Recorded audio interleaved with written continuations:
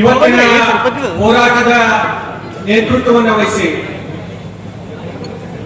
ಇಡೀ ನಮ್ಮ ಜಿಲ್ಲೆಗೆ ನಮ್ಮ ಭಾರತೀಯ ಜನತಾ ಪಕ್ಷದ ರಾಜ್ಯದ ಅಧ್ಯಕ್ಷರು ನಾವು ನಮ್ಮ ಜೊತೆಯಲ್ಲಿದ್ದೇವೆ ಅಂತನ್ನುವ ಶಕ್ತಿಯನ್ನ ತಂದಕ್ಕೆ ಇವತ್ತು ಈ ಹೋರಾಟದ ನೇತೃತ್ವವನ್ನು ವಹಿಸಿ ಇವತ್ತು ನಮ್ಮ ಮಧ್ಯದಲ್ಲಿ ಬಂದಿರುವಂತಹ ಸಹೋದರರಾದಂತ ನಮ್ಮ ರಾಜ್ಯದ ಭಾರತೀಯ ಜನತಾ ಪಕ್ಷದ ಅಧ್ಯಕ್ಷರು ಶಾಸಕರಾದಂತ ವಿಜೇಂದ್ರ ಅಣ್ಣವರೇ, ವೇದಿಕೆ ಮೇಲೆ ಕುಳಿತಂತಹ ಎಲ್ಲ ಸಮಯದ ಅಭಾವದಿಂದ ವೇದಿಕೆ ಮೇಲೆ ಕುಳಿತಂತಹ ಎಲ್ಲ ಪಕ್ಷದ ನಮ್ಮ ಹಿರಿಯರು, ಶಾಸಕರು, ಮಾಜಿ ಶಾಸಕರು, ಬೀದರ್ನಿಂದ ಆಗಮಿಸಿರುವಂತಹ ನಮ್ಮ ಹಿಂದಿನ ಸಚಿವರಾದಂತಹ ಭಗವಂತ ಕುಲಾಣ್ಣವರು, ನಮ್ಮ ಹಿಂದಿನ ಜನಪ್ರಿಯ ಸಂಸತ್ ಸದಸ್ಯರಾದಂತಹ ಉಮೇಶ್ ಜಾಧವ್ ಸರ್ ಅವರು ಮತ್ತು ಸೇರಿರುವಂತಹ ಎಲ್ಲ ಕಾರ್ಯಕರ್ತರೇ, ಹಿರಿಯರೇ, ತಾಯಂದ್ರೆ, ನನ್ನೆಲ್ಲ ಅಣ್ಣ ತಮ್ಮಂದ್ರೆ, ಹಿಂದೆ ಕಲಬುರಗಿನಲ್ಲಿ ಒಬ್ಬ ಶಾಸಕ ಗೆದ್ದಿತಾ ಇದ್ರು.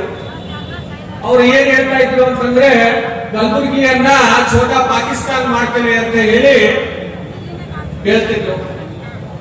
ಮುಸ್ಲಿಂ ಲೀಗ್ ಪಕ್ಷದಿಂದ ಗೆದ್ದಿರುವಂತ ಶಾಸಕ ಈ ಛೋಟಾ ಪಾಕಿಸ್ತಾನ ಮಾಡ್ತೀನಿ ಅಂತ ಹೇಳಿ ಏನೋ ಅವರು ಹೇಳ್ತಿದ್ರು.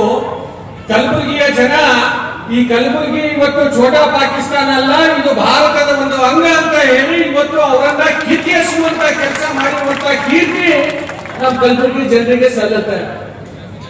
ಅವಾಗ ನಿಮ್ಗೆ ಛೋಟಾ ಪಾಕಿಸ್ತಾನ ಮಾಡಕ್ಕಾಗಿಲ್ಲ. ಈಗಿರುವಂತ ನಾಯಕರು ಮತ್ತೊಮ್ಮೆ ಈ ಕಲಬುರಗಿಯನ್ನ ಒಂದು ಪಾಕಿಸ್ತಾನದ ರೀತಿಯಲ್ಲಿ ಮಾಡಲಿಕ್ಕೆ ಇವತ್ತು ಈಗಿರುವಂತ ಸರ್ಕಾರ ಕೈ ಹಾಕ್ತಾ ಇದೆ. ಇವತ್ತು ಕಲಬುರಗಿಯ ಜನ ಮುಂದಿನ ದಿನಗಳಲ್ಲಿ ನಮ್ಮ ಜಿಲ್ಲೆಯಲ್ಲಿ ಈ ಯಾರು ಪ್ರಯತ್ನಗಳನ್ನ ಮಾಡ್ತಾ ಇದ್ದಾರೆ ಅವರಿಗೆ ಸರಿಯಾದ ತಕ್ಕ ಪಾಠ ಇವತ್ತು ನಮ್ಮ ಜನರು ಕಲಿಸೋರಿದ್ದಾರೆ ಅಂತ ಅನ್ನೋ ಮಾತನ್ನ ಈ ಸಂದರ್ಭದಲ್ಲಿ ಹೇಳ್ಬೇಕಾಗುತ್ತೆ.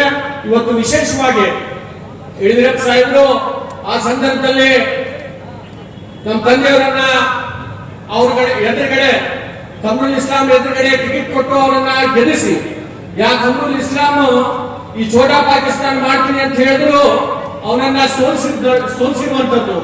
ಈಗೂ ಕೂಡ ಯಡಿಯೂರಪ್ಪ ಸಾಹೇಬರ ಮಾದರಿಯಲ್ಲಿ ನಮ್ಮ ಜೊತೆಯಲ್ಲಿ ಯಾರು ನಿಂತಿದ್ದಾರೆ ಅಂತಂದ್ರೆ BY ವಿಜೇಂದ್ರ ಅಣ್ಣವರು ಅಂತ ಮಾತನ್ನ ಈ ಸಂದರ್ಭದಲ್ಲಿ ಹೇಳಬೇಕಾಗುತ್ತೆ. ಯಡಿಯೂರಪ್ಪ ಸಾಹೇಬರು ಗರ್ಜನೆ ಹುಲಿಯಂಗೆ ಸಾಹೇಬರು ಈಗ ಹುಲಿಯ ಮಗ ನಮ್ಮ ಜೊತೆಯಲ್ಲಿ ಹುಲಿಯಾಗಿ ಇವತ್ತು ನಮ್ಮ ಜೊತೆಯಲ್ಲಿ ನಿಂತಿರುವಂತದ್ದು. ಇಂಥ ಒಂದು ನಾಯಕರು ನಮ್ಮ ಜೊತೆಯಲ್ಲಿ ನಿಂತಿರುವಂತ ಸಂದರ್ಭದಲ್ಲಿ ನಾವು ಯಾರು ಕೂಡ ಇವತ್ತು ಹೆದರೋದಿಲ್ಲ. ಈ ಸರ್ಕಾರಕ್ಕೆ ಇವತ್ತಿನ ದಿವಸ ತಕ್ಕ ಪಾಠ ನಮ್ಮ ಜನರು ಮುಂದಿನ ದಿನಗಳಲ್ಲಿ ಕಲಿಸೋರು ಇದ್ದಾರೆ ಅಂತ ಅನ್ನೋ ಮಾತನ್ನ ಮತ್ತೊಮ್ಮೆ ಈ ಸಂದರ್ಭದಲ್ಲಿ ಹೇಳಿ ನನಗೆ ಮಾತಾಡ್ಲಿಕ್ಕೆ ಅವಕಾಶ ಮಾಡಬೇಕಂತ ವೇದಿಕೆ ಮೇಲೆ ಕುಳಿತಂತ ನಮ್ಮ ಅಧ್ಯಕ್ಷರಿಗೂ ಎಲ್ಲರಿಗೂ ವಂದಿಸಿ ನನ್ನ ಮಾತುಗಳನ್ನು ಮುಗಿಸ್ತೇನೆ. ಜೈ ಹಿಂದ್, ಜೈ ಕರ್ನಾಟಕ.